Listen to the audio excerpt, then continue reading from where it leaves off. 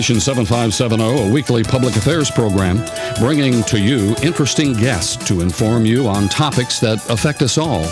Operation 7570 is one of the longest-running radio programs of its type. It's been on the air since 1967 and brought to you by Apex Bank of Camden. 3 locations in Camden, Big Sandy and Brewston. Today's program, after this. For more than 85 years, Apex Bank of Camden has built a tradition of local people serving local people. Although there have been changes over the years, this one thing remains the same. Hometown people that are your friends serving you every day to meet your financial needs. We want to see you grow and prosper. And when you ever have a need, you'll get personal attention right here at home, not in some far-off corporate office. Number 1 in customer service. Apex Bank of Camden, Benton County's best bank, member FDIC, equal housing lender. A very pleasant good Saturday morning to you, everybody. Welcome to Operation 7570. Great to have you with us today, whether you've joined us by way of WRJBradio.com, 95.9. Joining us by way of Facebook Live today. Great to have you with us, however you're watching us or listening to us today. Lots of activities going on today within the community. And before we get started with our program and introduce you to our special guest today, I want to tell you about a couple of events. Chalk Level Volunteer Fire Department out located on Shiloh Church Road in Camden. I think 1680 is the address out there. Between 11 and 3 today, they're doing a fish supper, also serving chicken out there. All you can eat for $10. So go out and support the fine folks at the Chalk Level Fire Department, Volunteer Fire Department. We appreciate the work that those fine folks do. Also today we have a benefit. We have a benefit coming up out at the National Guard Armory. This is for Christopher Jordan. Christopher is an 11-year-old student at Briarwood School here in Camden. He's been diagnosed with bone marrow failure, being treated down at St. Jude's in Memphis. And between 10 and 8 p.m. today, 10 a.m. and 8 p.m., National Guard Armory is having a big fundraiser with a lot of activities out there. Going to be some hamburger, hot dog plates, and also in conjunction with that, and it's probably just now getting underway, 5K run to benefit, and all the proceeds going to Christopher Jordan. So we certainly hope you'll be going out and supporting that fine activity today, and we wish Christopher our thoughts and prayers with him and his family, and wish him all the best in this situation right now. Well, an introduction to our guest this morning. You know, each and every week, Monday through Friday, right at this time, we have a fella by the last name of Powley that comes to you by way of WRJB, great music show.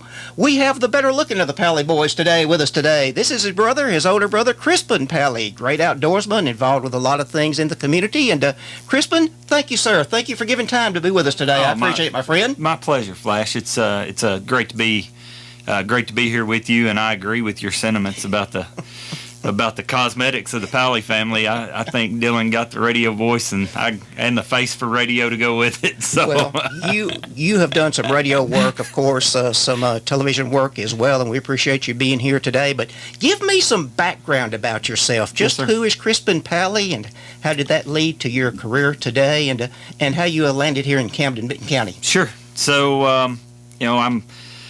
If I had to describe myself, I would have to certainly start by saying, I'm the wife, or my wife is Jessica. My kids are Reese and Fisher. Part of the greatest thing about me, if you're around me much, you're going to hear about my family. I told a guy yesterday that this was the greatest season of life I've ever been in, and I owe a great part of that to my family. So. I'd like to tell you I'm a family man who really is enjoying this season of life. I'm the vice president over the fishing division at GSM Outdoors. I just started that job back in November. We can dive into that a little bit. But I moved here about 10 years ago, 2012. So it would have been 10 years ago exactly. My wife and I were living in Texas. And it was one of those crazy things. I could spend the entire time you've got allotted for this telling this story, but it was one of those kind of God things in my life where I just had a ton of urging and leading to come here. And I'd lived in Camden when I was very small. I don't have a lot of memories of it. My wife is from Clarksville. We were, as I said, we were living in East Texas, and we packed up a U-Haul and a couple vehicles and drove 10 hours. And Pastor Matthew Greer out at Missionary Grove had leased us a house on Schools Drive. I lived right over by the high school.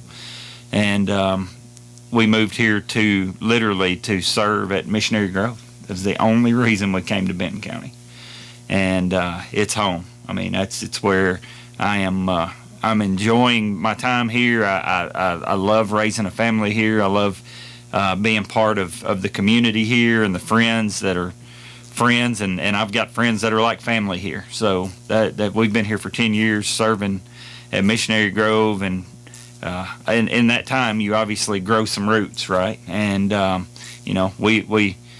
we participate in youth sports. My wife made a ton of friends through my kids' school friends and their parents and families, and it's just home. I can't imagine what it'd be like to live anywhere else. Yeah. We were talking before we went on the air about your dad, Gary Powley. Gary, great radio disc jockey back when radio was much, much different. He enjoyed spinning the records. He enjoyed working with the old cartridge that we had, the old cart machines, reel-to-reel type things. He's from old school radio. Known in Paris, over at WTPR, I believe, and the stations over there, but he was up here. He was up here back in summer of 1976 on the original radio staff. Spent many a happy moment, and I'll always remember those moments with your dad, and we appreciate him and still remember him. Huh? Yeah, I appreciate that, Flash. Daddy was, I told everybody I'm an outdoorsman by career, and that's my passion is fishing and hunting, and I've told a bunch of people that, growing up, that Dad and I are nothing alike, that I was the apple that kind of fell far from the tree. But I tell you, it seems like the older I get, the more I start to notice how much actually like him I may be, and quite honestly, I consider that a compliment to me to be able to say that about him. So. And going back to your granddad, I didn't know your granddad real well, but over at Hollow Rock, I believe, Wallace Powley, who was the mayor over there, and they worked with the railroad back in those days then. So great legacy right there, my friend. Great, well, great I appreciate legacy. it. We're kind of few and far between these days, the Powleys, but we, my papa Wallace from Hollow Rock, and my mom was from over there, and it's funny that I've kind of landed here because my family kind of is not far from here, right? The way it all began. So, you love the outdoors, hunting and fishing activities up here along Kentucky Lake. Has the outdoors, those type of activities, Crispin, have they always been a passion of yours? I would tell you yes. I've got my dad's sister Denise lives in Huntington, and she's married to a man named Ricky Umstead, and from the time that as far back as I can remember, some of my earliest memories, Ricky used to come get me and take me deer hunting and squirrel hunting and quail hunting and fishing, and I was just always enthralled with it. And then, if you knew Dad, you might understand when I say this. There was not a lot of hunting and fishing in the house I grew up in. Matter of fact, Dad wouldn't even let me own a gun.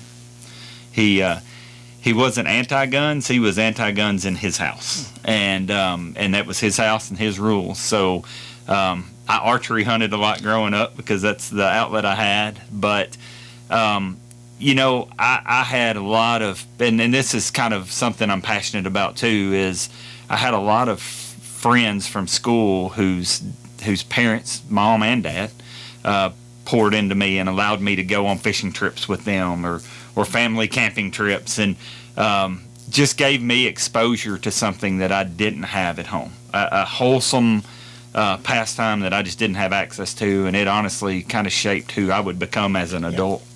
You mentioned camping, and of course when we think of the great outdoors, hunting and fishing activities, but it's much, much more than that. Camping activities, hiking, biking trails, things like that. So a lot of activities in the great outdoors. Yeah, it's for me, it is like a release from the world, right? You turn on the news, you get on social media, and you just kind of, our world has a tendency to kind of lean towards the negative, right? That's what seems to make headlines, and people don't gossip about good things, they gossip about bad things, and so to me, being unplugged, so to speak, and disconnected from all that is such a welcome release for me to just enjoy the moment. And you don't have to be hunting or fishing to do that. You can camp, you can hike, boat, bicycle, run, whatever that is. Just not inside four walls, right?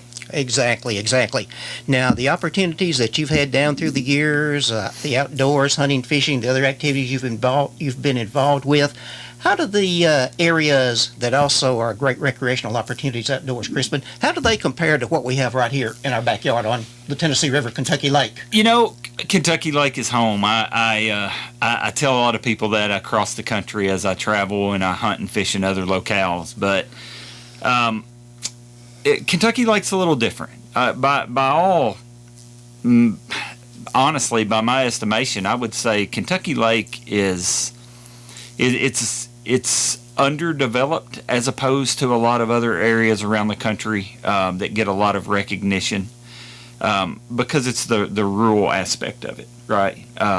Some of your more popular fishing destinations are closer to metropolitan areas, so they get either more boat traffic or be just kind of more pressed by virtue of proximity. But Kentucky Lake to me is a very special place, and it's the thing that you might know if you're listening to this and you're an angler is it's kind of been tough out here. We've had some elements to contend with the last 6 years or so. But I'd tell you, everything in life in the outdoors is cyclical. Our turkey population is in a little bit of a decline right now.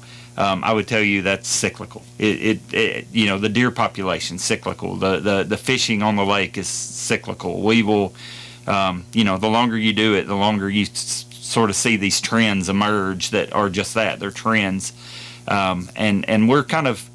I would say the fishing on the lake right now is coming kind of out of the low point. It's kind of headed back in a positive direction. Okay. You just touched on one of my talking points, and we might dwell on that just another moment or two. I was going to ask you, at this particular point in time, May of 2022, how would you describe the health of Kentucky Lake? I'd say it's better than it has been. Everybody wants to blame a lot of different things for the kind of decline in the fishing success or the angler success, perhaps. Fish were probably fine with the lack of angler success, but the overall fishing on the lake has been really down, probably as down as I've ever seen it, perhaps barring. We had a stint with what is called the largemouth bass virus back in the late 90s, early 2000s. Since then, I've not seen the lake as tough as it has been. With that being said, it's not the Asian carp. It's not one particular thing. Now, they're all kind of factors, right? We had 2 years of if you might recall, we had 2 years, some 6 years ago or so, of just epic flooding in the springtime. They call them 500-year floods, but we had 2 of them back to back. Well, those happened right in the midst of the bass spawn. So that just wipes out 2 entire year classes. So take this lake and then it'd be like taking Benton County and taking 2 generations of the population out. That's the same thing that happened to the lake at that point in time. Along the same lines, we also had the grass, the great disappearance of the grass, and I'm not going to get into the politics of that, but the grass went away, which is the lifeblood of the health of this lake is aquatic vegetation. And then we also had that influx of Asian carp. So it all was the perfect storm for everything to go south, and south it went. But I would tell you, Flash, that the local area commercial fishermen have done a tremendous job getting the carp population in check. You don't see them, I don't see a tenth of them that I used to on my depth finder now. We've got a bunch of 12-inch fish in the lake, which means it's healthy again. There's a lot of recruitment of young spawning age fish that are growing towards maturity. So I'd tell you this year's the best year we've had on this lake in probably 5 years. Now, wasn't it a couple of years ago that TWRA and Fisheries came up here, and didn't they have a release of a species of fish here, and I think over at Paris Landing and maybe further on the lake? Yes, sir. Yeah, and every bit of that, those fish stockings, everything you can do, ultimately, this is a gigantic ecosystem that you can't control.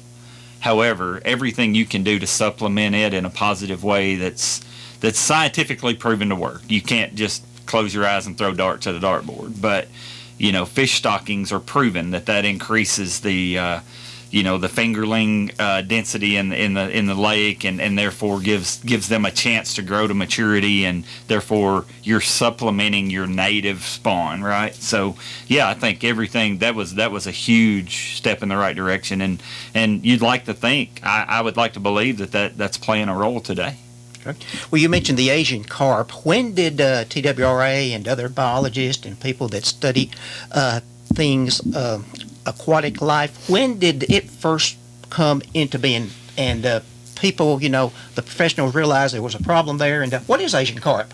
So Asian carp basically is a carp species brought over from Asia, and it was stocked. They were stocked in a lot of catfish ponds, where catfish farming is a its own little industry. That's where you get a lot of your restaurants get their catfish fillets and so forth. And so these catfish farmers would stock these Asian carp in these catfish ponds to keep them clean, to control. Basically, they eat phytoplankton, so they keep the kind of the ecosystem in check, right? But it's within proportionate numbers per acre of water. And what happens is you get flooding along the Mississippi River, and where a lot of these catfish ponds were basically built along the river to take advantage of the availability of water. And then when they flood, the carp get out of the ponds into the river, and they produce or reproduce like nothing you've ever seen. They don't. The good thing about them for our area is they don't spawn well here. The conditions that it takes for them to spawn here are not ideal. So they don't reproduce great here, but they do reproduce. And apparently they have been in places where they do reproduce well, because they came here in great numbers. And that's the Mississippi through the Ohio, through the locks into Kentucky Lake, and they travel. They've done radio telemetry studies on them, where they had one that was tagged that they could track, and it went from like Kentucky Dam to south of Paris Landing. I don't think he made it to Benton County, back up to Kentucky Dam, over to Barkley, through the canal. Like, they travel. And I would tell you that they've been here for a long, long time, but not in the numbers that we saw in the last 5 years or so. I really value and appreciate TWRA as an entity, and as what the intent of their role is within the state. And there's some great people that work there. It felt like they just kind of had blinders on to this issue in the beginning. I know that I caught a carp some 10 years ago in this lake. I've spent a lot of time on the lake, so my odds of catching one were greater. But I know other people that have also, and they pretty much dismissed the idea that they were here. Now I've caught them on Chickamauga over by Chattanooga. They've gone that far through the Tennessee River chain. And I don't know that they're taking the same safeguards everywhere else that they put into place here with the commercial fishing and the incentivization of commercial fishing for them here. As we go along, are we learning more about the fish, of course? And, it's a good tasting fish, but are we learning how to, harvest it and maybe produce it and get it out for human consumption? Yeah, I think they've certainly, I think that Tennessee and Kentucky have certainly made a run at doing that. Do I think that it's ever going to become a staple menu item in this area? Probably not. The problem with the Asian carp, you may or may not know this, in other parts of the country, it is kind of a high dollar fish offering on a menu, but it's called a silverfin. That when you attach the name carp to it, right, people assume that it's a rough fish or trash fish or junk fish, and it doesn't. It's not the first thing I'm going to order off a menu when given an option. So I'm afraid it's one of those things that its name is probably its downfall. So it's going to be a while before we see it on the menu at our favorite restaurant, like catfish fillet, yes, catfish correct. supper, things like that. But there are places. Sure. I mean, there are restaurants on the north end of Kentucky Lake that serve it every day on the menu. And isn't there a facility over in Henry County now that's harvesting it, and sending it out for? Yep, they do. And there's a really big one on, like I said, up in Kentucky on the north end of the lake. All right. Well, my goodness, I can't believe that time is really getting away from us. Great discussion today. I appreciate you being here, but we have to take a break right now for our good friends that sponsor this program each week, our friends at Apex Bank. So we'll hear this message and be back with the second portion of Operation 7570. Stay with us. Apex Bank of Camden, proudly serving the Benton County community since 1931. In recent years, through growth and expansion, we've taken that same local community spirit into other markets. Today, with over 20,000 customers across Tennessee, our business philosophy remains the same. Local people making local decisions, serving our friends and customers, and investing in the communities that we serve. Here for you yesterday, today, and tomorrow. Apex Bank of Camden, member FDIC, equal housing lender. Welcome back to the second portion of Operation 7570 today. Crispin Powley is in our studios today, avid hunter and outdoorsman and sportsman. We appreciate Crispin for being here today. I haven't done a program on the outdoors in a long, long time, and it's an honor to have him in our studios. And we've always associated the man with Strike King products, Strike King lures, but he changed directions 6-7 months ago, getting used to his new job, of course, still getting the feel, a transitional process still going on. But, what was Strike King? And that was a great career for you, but why the change? And, what does your job entail now, Crispin? So I was with Strike King for 16 years. I grew up, as a kid growing up fishing in Tennessee, you knew what Strike King was. Bill Dance endorsed it back in the day. It was out of Collierville, Tennessee, so it was kind of a Tennessee company. And I did every role you could ever do there in my tenure there, from sales, marketing, product development, so on.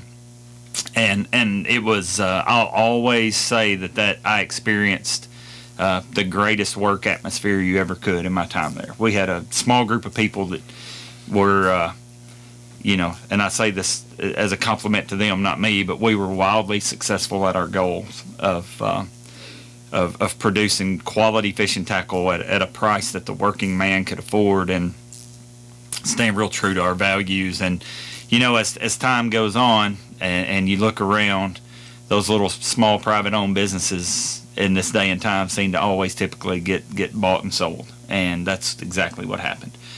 Strike King was sold 2 times in the last 5 years I was there, 4 years perhaps. And, became part of a bit of a conglomerate, and which was fine. But I felt like I always told people that I would retire from Strike King. I had a passion for that brand, and at one time was pretty much the face of the brand. I did all of our TV and all of our, our trade shows and things of that nature. Had an opportunity in November of 21, had a job offer, and I told them when they reached out to me that I'd listen to you, but I'm not looking. I'm very happy where I'm at, doing what I'm doing. So a company out of Irving, Texas, which is basically a suburb of the Dallas-Fort Worth Metroplex, came to me and offered me a position, and they are it's called GSM Outdoors, stands for Good Sportsman's Marketing, and they own 50 brands. Whereas I had grown up, working for one. They owned 50. And Strike King was this big, and they were this big, right? But they were all hunting brands, all hunting and shooting. And they came to me and said, we've got this vision to expand into fishing, and we need someone to lead that charge.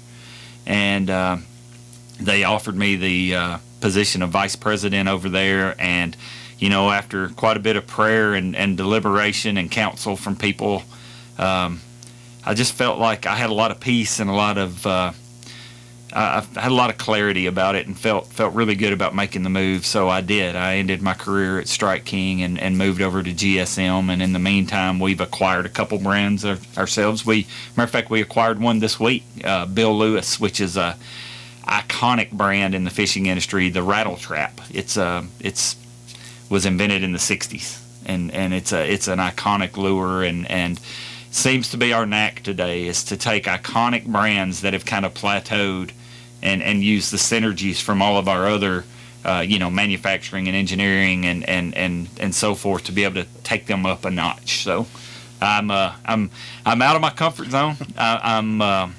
I'm doing a lot of things I've never done before, but I'm enjoying every minute of it. Research and development in your company or similar type companies that produce products for the outdoors and for the sportsman, research and development, are they constantly looking for new products out there and trying to see, as hunting, maybe fishing techniques change, do these products have to change as you go down the road with them? Yeah, absolutely. And technology seems to drive everything. And as technology evolves, whether it be, the newest trend in fishing tackle right now is not about tackle, it's about your sonar equipment. It enables you to see things in a different way than we've ever seen them before. So now we're all, rustling around, hurrying around, trying to develop tackle that allows you to maximize that. So as technology evolves, advances, so does the tools that lure makers and boat makers and rod and reel makers and line makers and hook makers, whatever. We're all seem to scurry over here to this trend and then scurry over here to this trend. So it's never dull. It's an ever-changing landscape, Flash.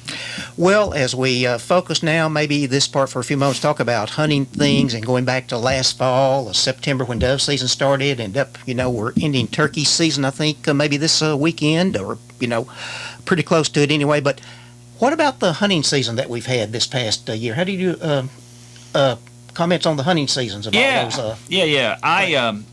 I've always said I make my living in fishing and my passion is hunting.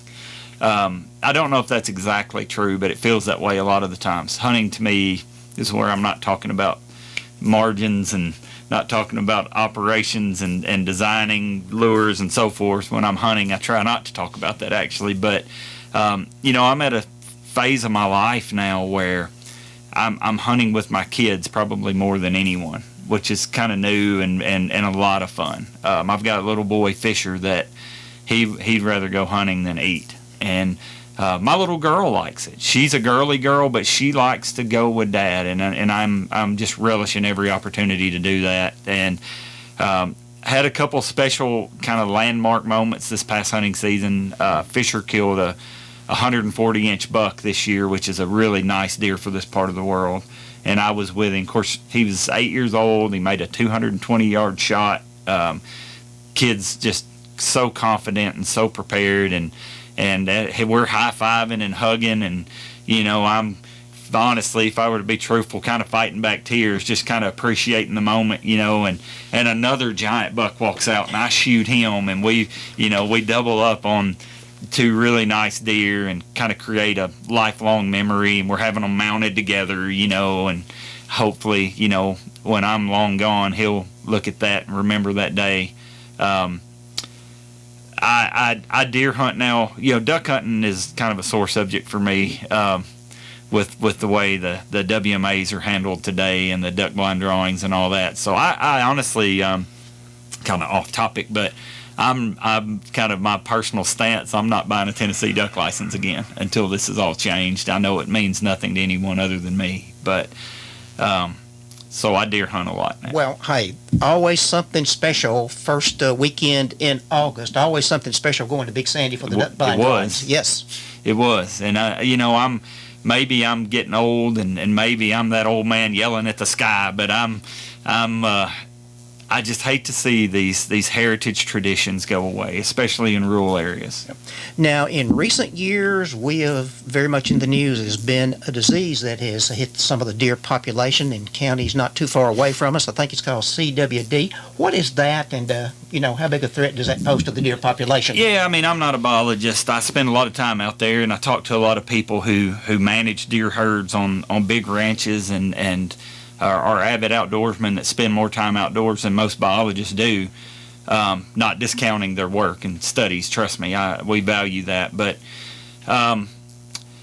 CWD stands for chronic wasting disease, and it's a disease that is crippling to a deer herd. Kind of evolved here from the West, and the common logic is that deer breeders actually, there's this little culture that you may or may not know about throughout the country where people breed deer for genetics. and they sell them to these big ranches, and it's no different than cattle. You want a certain bloodline in your cattle where you get this show quality cattle or these robust calves or what have you. You bring those genetics into your operation, and these big ranches that hunt deer commercially, that offer guided hunts or what have you, would do the same thing. And the common understanding is that's pretty much how CWD got spread throughout the country. There's been a lot of steps taken to reduce its spread and footprint. It doesn't appear that there's a lot of science behind it. I don't believe today that Benton County is listed on the CWD map. However, I feel like it's a matter of time. I think all the counties surrounding us, basically to the north, south, and west, all do. I don't think east of us has yet. But it's we have about every, like I said, let's go back to the cyclical aspect of the outdoors. We have about every so often of EHD come through here, which is known as blue tongue. And it just decimates the deer population. And CWD is somewhat similar to that. It makes deer very sick.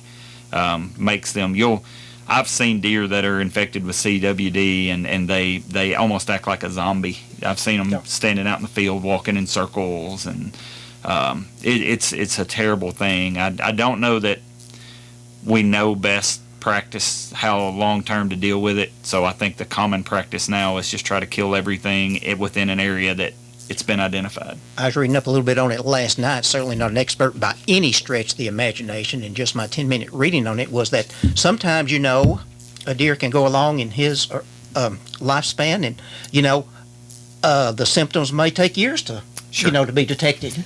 Yeah, and I think there are deer that are carriers that exhibit zero signs of it. Right, healthy deer. I know I've got a good friend that killed a trophy buck, a buck of a lifetime. He had hunted this deer for a couple years on his own personal family farm, and he tested positive for it. He said this deer was just robust and healthy and no side effects, no symptoms whatsoever. And in other parts of the country, I read where, of course, we don't deal with moose here, but it's also affected in some parts of the country a moose population. Correct. Yep, it has. Mule deer.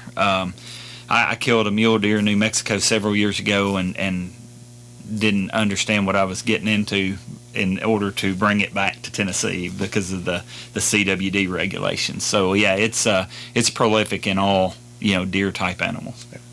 Crispin, you are a very active member of Missionary Grove Baptist Church, do great work out there, just a whole lot of great ministries out there, very noticeable with the things you and Brother Greer and everybody do in the community. We're certainly appreciative and grateful for that, but you also have an outdoors ministry out there as well. Tell me about that. Yeah, and I hate to say this, but it's really been struggling since I've taken this new job too, if I were to be honest with you. It's called Pursuit Outdoor Ministries, and it was something that I just felt like God led me to start here in this community, because I haven't been a follower of Jesus but for about 10 years, and I'll be 45 in June, so you can kind of do the math there. But the outdoors was my God, so to speak, for most of my life, and I kind of sympathize.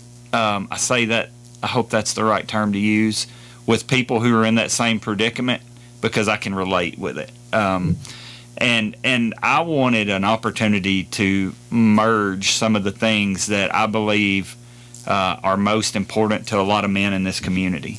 And I wanted to be able to do that in a way that kind of draws us towards what I believe that our calling as men in this community are. And I don't think, I say that, someone might hear me make the statement that the outdoors was my God. Well, I don't mean that the outdoors was a bad thing. I mean that it just wasn't made to be my God, right? I'm not built to worship the outdoors, and I did. Everything in my life, every decision I made financially, with my time, with my effort, was all geared around what worked for me best for the outdoors. But Pursuit Outdoor Ministries, our catch line basically is, what are you pursuing? And it's kind of a call to men that it's okay. We're it's okay to be that drawn to the outdoors and drawn to those wild things, but our greatest pursuit should be of God and be of your family, and then everything kind of trickles down from there. And I would tell you that ministry, and in particular, but my time here serving through Missionary Grove, I mean, I've just kind of given you my timeline in the outdoor industry. That's been my greatest work and greatest calling ever. I mean, if I had to list what's mattered, what's been your favorite part, your most important part, and what's mattered the most, it's been that. Do you have, with Pursuit Outdoor Ministries, do you have like a regular meeting night? And can people who don't belong to Missionary Grove, can they come to this? Yeah. Tell me about that. So historically we had some big events in the beginning called Faith, Family, and Fishing that we would do, and honestly, COVID derailed that. And since that time, it's been very hard to get it organized for a lot of reasons, and not just locally. A lot of the companies that supported it, supply chain's been a terrible issue since the coronavirus, and so it's just not as easy to get the people here. It's not as easy to get the things that we would give away and so forth. So we've kind of let that kind of slide back and have focused in some other areas. But our intent is always to have a monthly meeting, and quite honestly, it's been several months, Flash, and we talk about it every single week at Missionary Grove. Me and all my buddies that are part of that ministry, how we all feel like it's important, and we feel like it serves a great purpose in this community. And we typically had it on the third Thursday of every month. Well, I could go back and show you my calendar for the past 6 months, and I think I've been home one of those, and I think my kid had a ball game that night. Yeah. And so if I'm not at church or I'm not at work, I'm at Camden City Ballpark these days. Yeah, it is open to everyone, and we've got I've got a speaker lined up for May. We don't have a date locked in, but I'm working on that this week, and I'll share that with you when I find out what it is. But yeah, it's open to men. It's a men's ministry. We have a couple family events throughout the year where we invite, bring the wife, bring the kids. But my calling is to minister to men who that's how this whole thing started, is me being able to talk to men that are right where I've been, right? So it's open to anyone in the community. It's not church. Guys show up, they'll come out of the deer woods and come in there with their camouflage on, and some guys come from the office with button down and slacks on. There's kids with ball caps running around. It's very casual. It's not a country club. We're just a bunch of men that enjoy the outdoor pursuits, getting together, talking about life.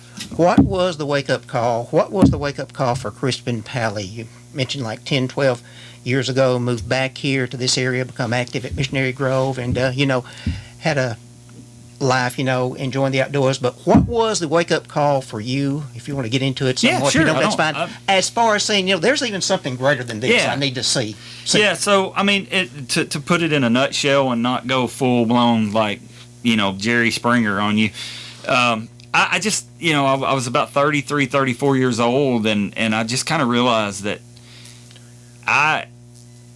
there just had to be more to life than, I would have this goal that I thought if I could get this, then I would be happy, and I would get it, and nothing would change.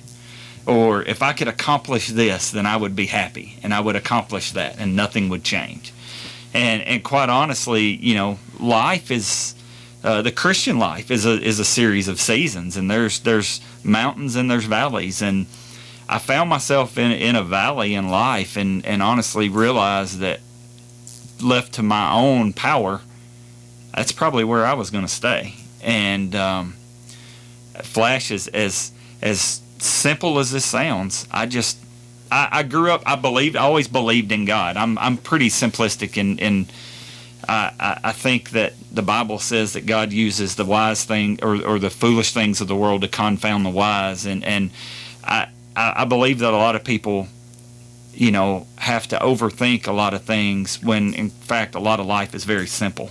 I always could spend my time in the outdoors and watch the sunrise and watch nature, and it's as simple to me. If I see a painting, I have zero doubt there's a painter. If I see a a bridge. Someone built that bridge. It didn't just happen, right? So I always believed there was a creator. Believed that creator was God. I just didn't know him. And I reached a point in life, Flash, where I just didn't want to go through the rest of my life at this macro level, not seeing the big picture. And I don't believe that God put me on this earth to just go hunting and fishing every day and that be the coup de grace, the end all, right? And there was just a moment in time where I just basically asked God, if you're who I've always heard you are, I want to experience you and I want to know you. And I think that was all he was waiting on from me. Yeah. Well, I was out 3 or 4 when you did the yearly programs like at Briarwood over at the high school. Great programs, and learned quite a bit. Fun for all ages, and I hate to, had to, sort of put those by the wayside because of the pandemic, but understand that. But one of the speakers you had a couple of times that I really admire and still admire him, Chris Wells, I think, whose wife passed away after a long, I think cancer got her, after several years, and our thoughts and prayers with Chris. Yeah, I've been checking in on Chris lately. He is he's a huge influence on my life, and a man just dedicated. He's a very avid outdoorsman also, so we've got a lot of things in common. His calling, he's an evangelist. He's a full-time evangelist. He is an outdoor evangelist. He travels to all the pro fishing tournaments and actually holds a church service for the anglers who can't be home on Sundays because he believes that, God gives us each our individual influence, and he's trying to allow those guys to maximize theirs. And yeah, we've been praying for Chris pretty hard lately. He's going through a tough time. Well, if you talk to him or have contact with him, give him my best as well. Certainly Thoughts and will. prayers, yeah. And Missionary Grove, we talk about the great things going on out there, and I've been out there a few times in their new facilities. And of course, 2 or 3 months ago, still cold, of course, but the food drive, the food pantry drive in conjunction with Second Harvest. When I got out there, I was just astonished at how the cars were lined up, coming off of Highway 70 to, just go through the line and get some food items. And I don't know. Gosh, I mean, I think people would totally be amazed if they knew just what the need was to help those out there who are suffering, even in their own backyard. Yeah, I mean, one of the greatest callings on a Christian is to love your neighbor, and I'm gonna make a very blanket statement, but a lot of times church, the modern church doesn't really emphasize that, and this county has a lot of need. When I got here, with my background in marketing and in sales and so forth, my natural tendency is to try to understand your audience. Well, now everything's different, right? Because our audience as a church is our community, and we're not selling anything. We're just trying to share something, right? We're trying to share what we know about Jesus with the community. And so I started doing all these studies and research into Benton County, and the number is... The findings were quite honestly staggering, how much need and quite honestly how many people here live below the poverty line. It's sad, and there's just generational issues that occur here, and they need hope. These people in Benton County need hope, and that's I'm not sitting here saying there's a lot of great churches in this county that do a lot of good things, and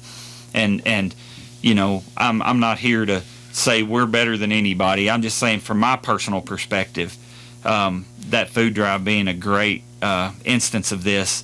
You know what? I mean, church isn't a country club.